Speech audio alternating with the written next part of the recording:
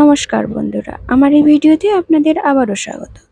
তো বন্ধুরা, কৃষক বন্ধু প্রকল্পে আপনারা নিশ্চয়ই অন্যান্য চ্যানেলে দেখে নিয়েছেন যে কৃষক বন্ধু প্রকল্পে টাকা ছাড়া শুরু হয়ে গিয়েছে। অর্থাৎ আপনাদের মধ্যে অনেকেই টাকা পেয়ে গেছেন, বিভিন্ন জেলাতে টাকা ছাড়া শুরু হয়ে গিয়েছে। তো বন্ধুরা, আজকে আপনাদের আর একটি তথ্য জানাচ্ছি যে কৃষক বন্ধু প্রকল্পে যাদের আধারের ঘরে ফাঁকা ছিল, অর্থাৎ কোনো রকম ভাবে আইডি ছিল না, ওনারা কি কৃষক বন্ধু প্রকল্পে টাকা পাবেন, বা ওনাদের কি ট্রানজাকশন স্ট্যাটাসে কোনো রকম ভাবে পরিবর্তন হবে? না, ট্রানজাকশন স্ট্যাটাসের রীতিমতো আপডেট চলে এসেছে। এ ব্যাপারে কিন্তু আজকের এই ছোট্ট ভিডিওটি আপনাদের কাছে নিয়ে এসেছি। তাই বন্ধুরা, ভিডিওটির সাথে থাকুন।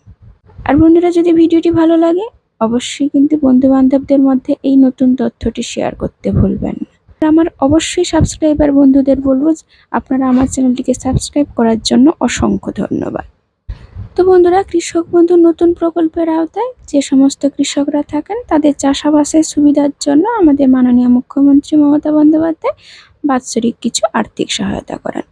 সেটা সর্বাধিক বছরে 10,000 টাকা থেকে শুরু করে ন্যূনতম 4,000 টাকা পর্যন্ত।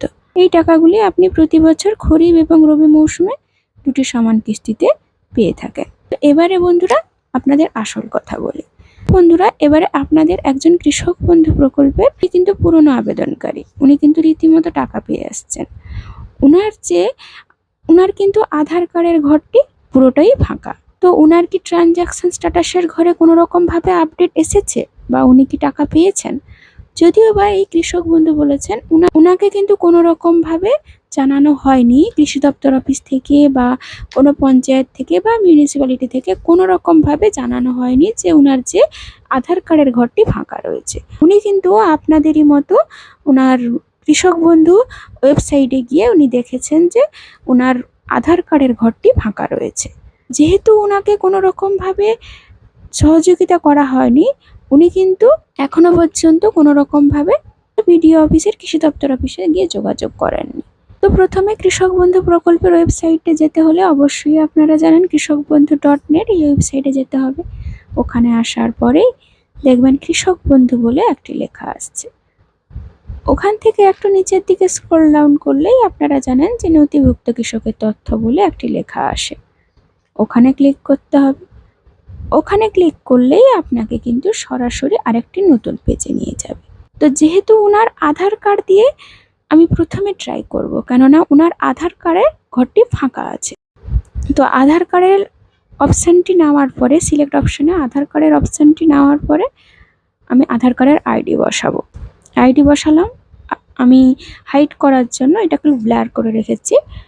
তো এরপরে আই এম নট এ রোবটের ঘরে ক্লিক করার পরে সার্চ অপশানে ক্লিক করলাম। দেখুন বন্ধুরা, কোনো রকমভাবে পেজটি ওপেন হলো না। আপনারা নিশ্চয়ই দেখতে পাচ্ছেন নো ডাটা ফাউন্ড দেখাচ্ছে। তাহলে কি এই কৃষক বন্ধুর কোনো রকমভাবে সমস্যা আছে? না বন্ধুরা, যেহেতু আধার কার্ডের ঘরটি ফাঁকা আছে ওই জন্য কিন্তু ওনার নো ডাটা ফাউন্ড দেখাচ্ছে। এবারে এই কৃষক বন্ধুর আমি ভোটার আইডি কার্ড দিয়ে চেষ্টা করব। চলুন সেটিও আপনাদের সরাসরি দেখিয়ে দিচ্ছি। এবারে আমি একটু ব্যাক করার পরে আমি ভোটার আইডি কার্ড দিয়ে এটি আবার আইডিটা বসিয়ে দিলাম। এটাকেও আমি ব্লার করে রাখলাম। এরপরে আই এম নট এ রোবটের ঘরে ক্লিক করার পরে সার্চ অপশনে ক্লিক করলাম রীতিমতো। দেখুন বন্ধুরা, ওনার কিন্তু বেনিফিশিয়ারি স্ট্যাটাসটি ওপেন হয়ে গেল। তো এখানে আপনাদের একটা জিনিস লক্ষ্য করায়, ওনার কিন্তু আধার কার্ডের ঘরটি এখনো পর্যন্ত ফাঁকা আছে। ওনার কিন্তু কোনো রকম ভাবে আইডি নেই। এর পাশেই দেখুন ভোটার আইডি আছে। ভোটার আইডি কার্ডের ঘরে কিন্তু ওনার ভোটার আইডি কার্ডের নম্বরটি দেওয়া আছে। এবারে আমরা লক্ষ্য করব ওনার স্ট্যাটাসের দিকে। ওনার স্ট্যাটাস কিন্তু অ্যাপ্রুভড দেখাচ্ছে। এরপরে দেখুন আমরা ট্রানজাকশন স্ট্যাটাসের দিকে লক্ষ্য করব। আপনারা দেখতেই পাচ্ছেন ওনার কিন্তু অ্যাকাউন্ট ভ্যালিড অপশানটি চলে এসছে। অর্থাৎ ট্রানজাকশন স্ট্যাটাসের ঘরে লেখাটি ট্রানজাকশন সাকসেস উঠে গিয়ে ওনার কিন্তু অ্যাকাউন্ট ভ্যালিড এই অপশানটি দেখাচ্ছে।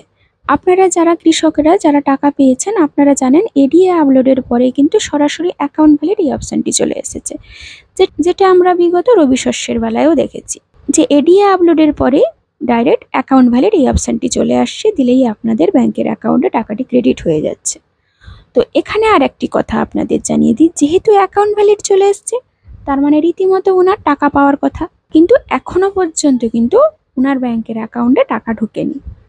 তো যদি কোনো রকমভাবে ওনার ব্যাংকের অ্যাকাউন্টে টাকা ঢোকে তাহলে অবশ্যই আপনাদের ভিডিওর মাধ্যমে জানানোর চেষ্টা করব।